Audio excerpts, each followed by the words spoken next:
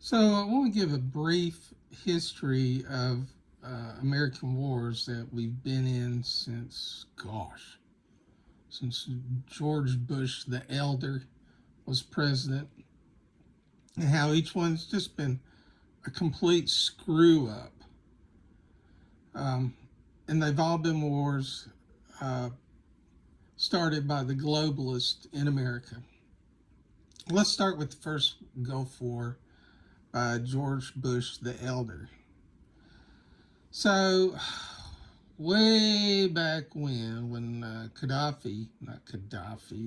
Hussein was the ruler of Iraq, they were at war with Iran. Iran was our enemy. Remember, we were on bad terms with them ever since the revolution, which you can thank Jimmy Carter for that, part of his legacy. Anyway, so Iraq and Saddam, they are going in debt because of this war with Iraq. They owe money to Saudi Arabia and Kuwait. So Saddam had the great idea that, one of the ways to get out of paying your debts would be to kill the person you owe money to, or at least conquer them. So they went into Kuwait, and they accused Kuwait of slant oil drilling, where basically you set up a drill site and you drill under the border to get the oil in another country. That's slant oil drilling. And before Saddam did that, this is very important, and you can look this up. This isn't a conspiracy theory. This is a historical fact. Saddam called in the American ambassador, and I believe her name was April Glaspie. And he asked her, he says, if we go to war with Kuwait, is America going to have a problem with that? And she told him, said, that's your business. So basically, the U.S. gave Saddam a thumbs up on war with Kuwait to invade it. So Saddam goes into Kuwait, and the other country that Iraq owes a lot of money to, Saudi Arabia, they freak out because they think they're going to be next.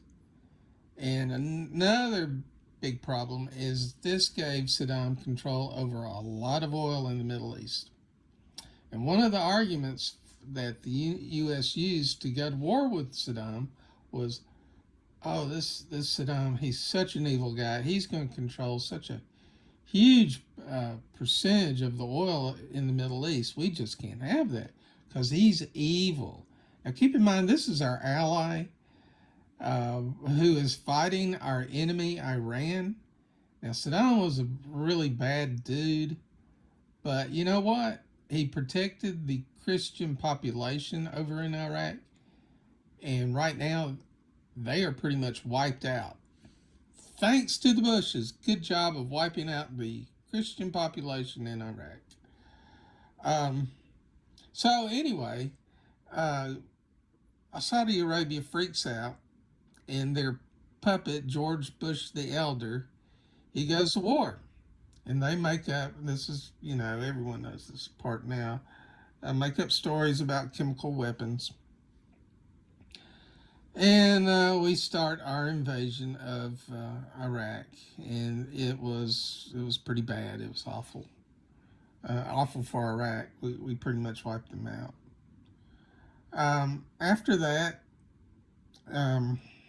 the Iraq was under sanctions about how much oil they could sell and all this.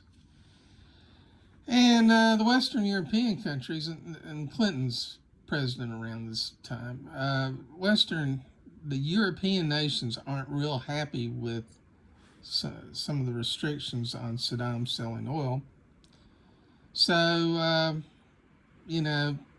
people are getting tired of this.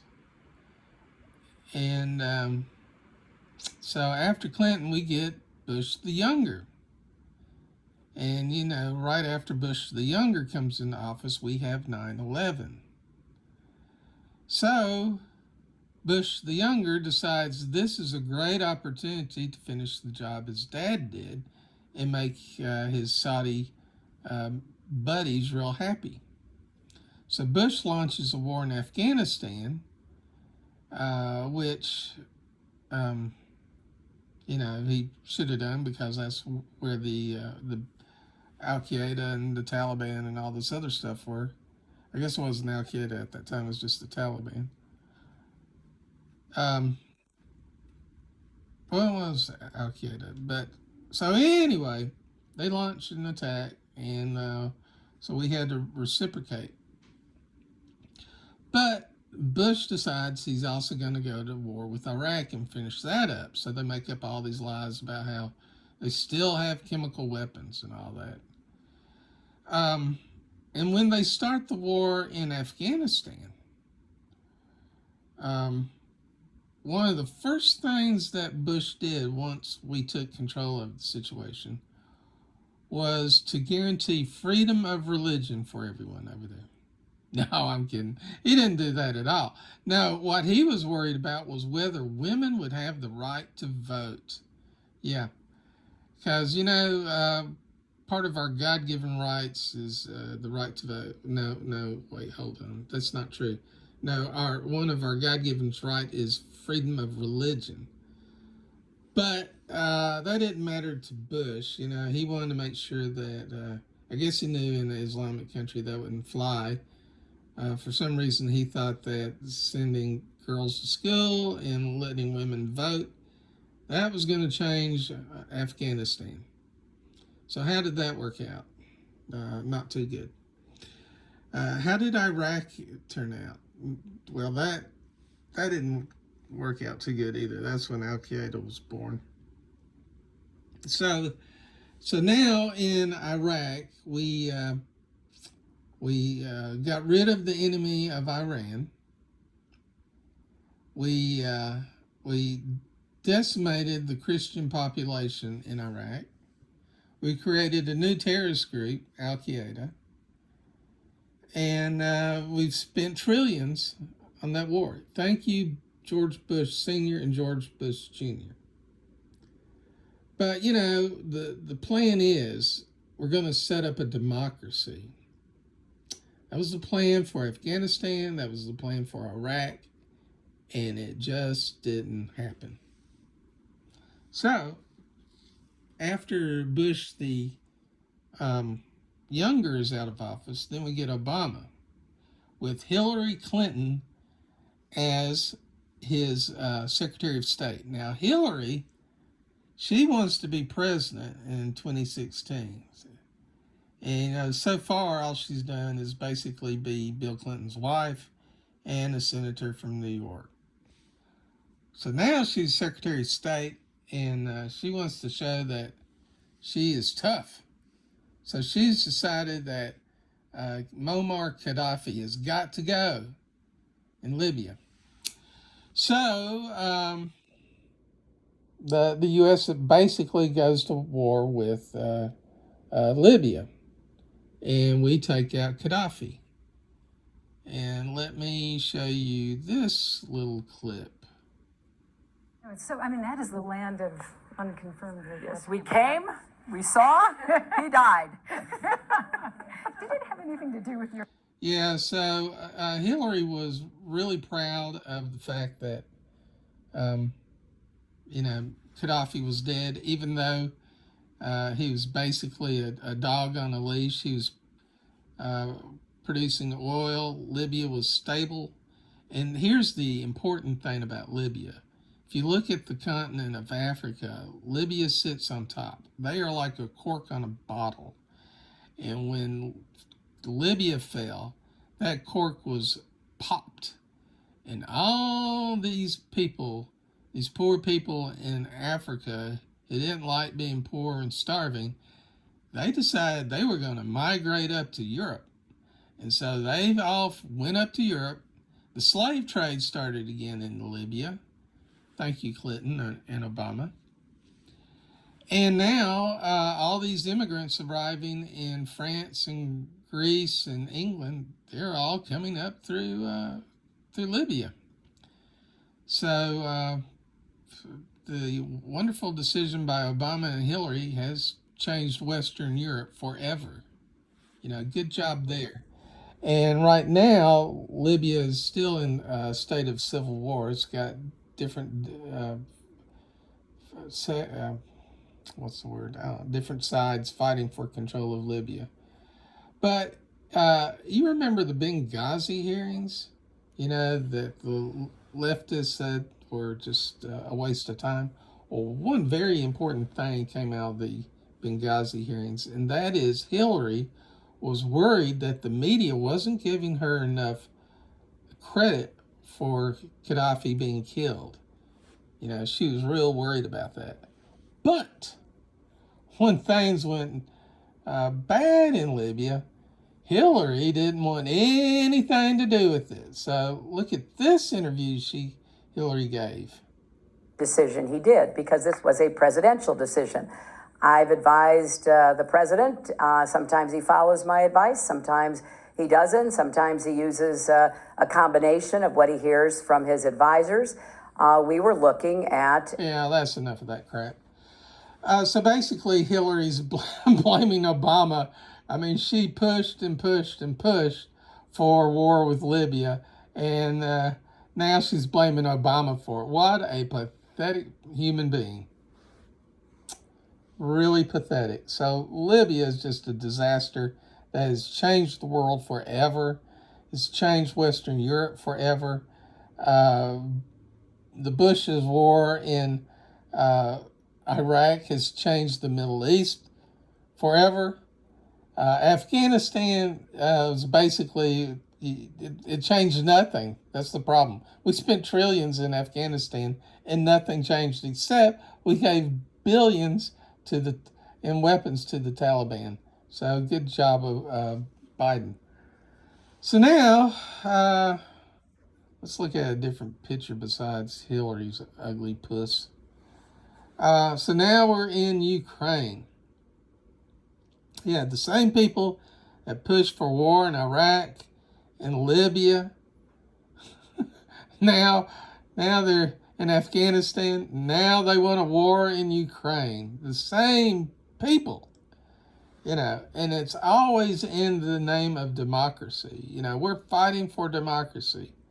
They wanted to set up a democracy in Iraq, and that was a complete failure. And I'm sure they wanted to set up a democracy in Libya, and that's just still a horrible situation over there. And how's that democracy in Afghanistan going? Yeah, that's another success story. So now we are funding a war in the Ukraine because the most corrupt European nation, we're sending billions over there. And get this. See, here's the thing that they just don't talk about. One of the things about NATO was there was always this understanding between NATO and Russia that there would not be any NATO countries adjacent to Russia. Well, so Biden gets in office and he starts to encourage Ukraine to come into NATO. Yeah, so now all of a sudden, where there was no NATO country next to Russia, we're now going to have Ukraine right next door, have a NATO nation right next door to Ukraine. So Putin didn't like that. And so that's basically why he invaded. And there's a lot more going on, but this is going to end bad just like everything else. Back before World War II, the American policy was or maybe I should say World War I. World War I kind of started all this, but basically American attitude was we don't mess with things going on in the rest of the world. And World War I, we could have either easily sided with the Germans in World War I, but